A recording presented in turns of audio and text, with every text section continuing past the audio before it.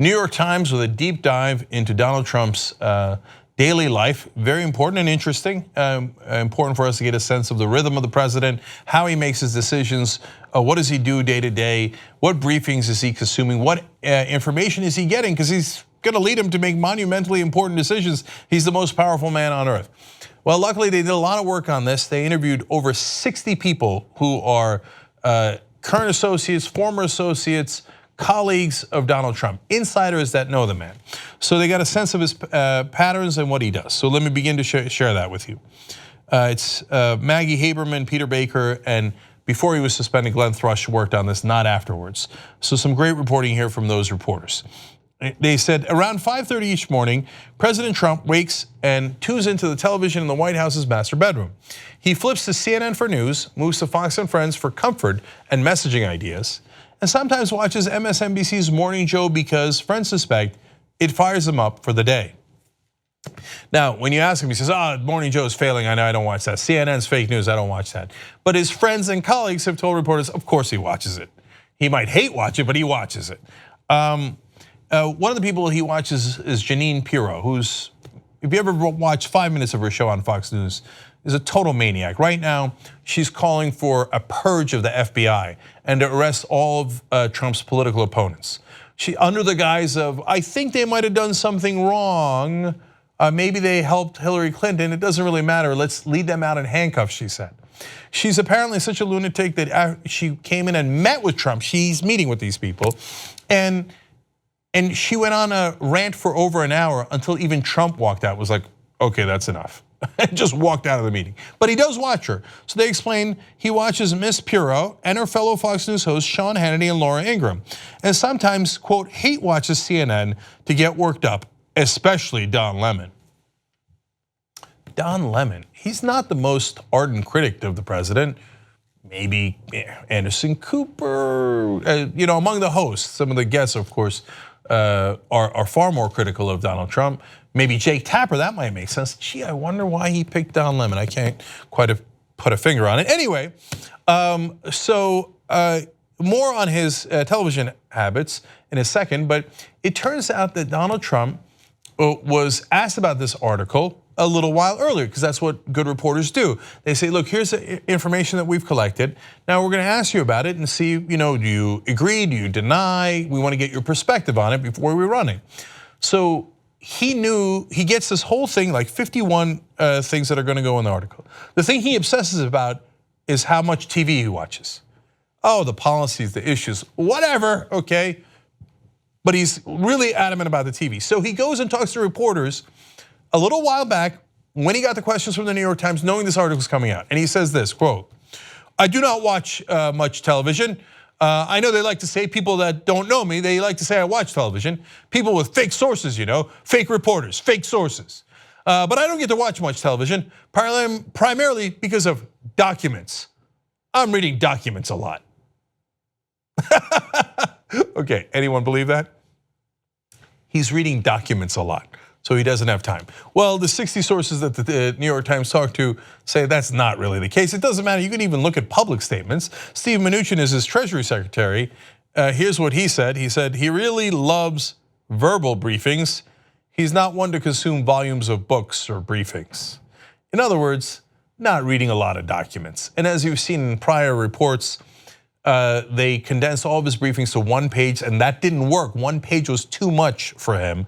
So then they started inserting graphs and pictures.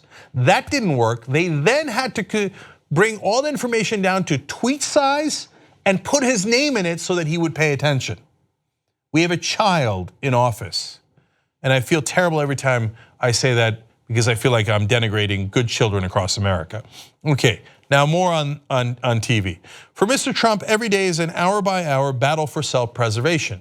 He still relitigates last year's elections, convinced that the investigation by Robert Mueller, the special counsel into Russia's interference, is a plot to delegitimize him.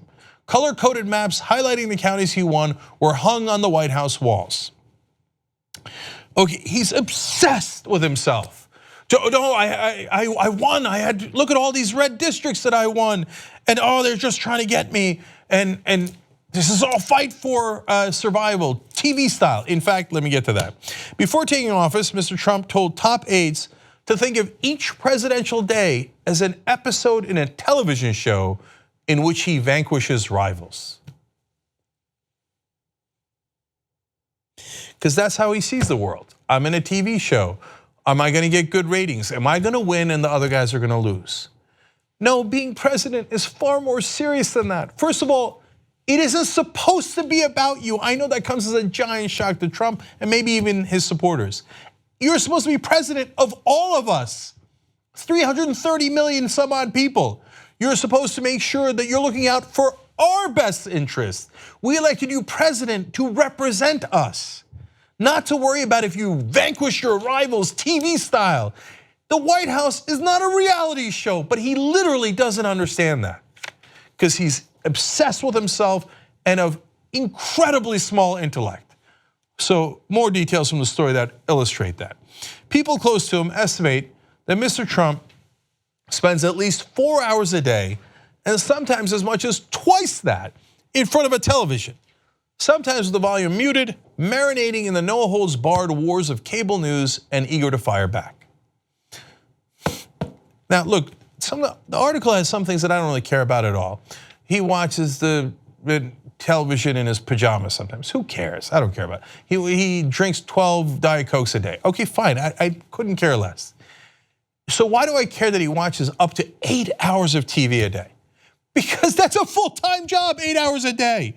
You're president, the president's the most important job. The presidency is the most important job in the country. He's also the commander-in-chief.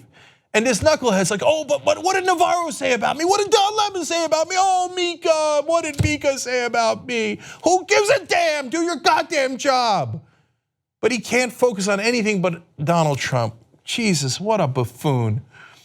Okay, now on to non-television parts of the story. He's dying for approval. So his new chief of staff, John Kelly, remember Reince Priebus was the first chief of staff.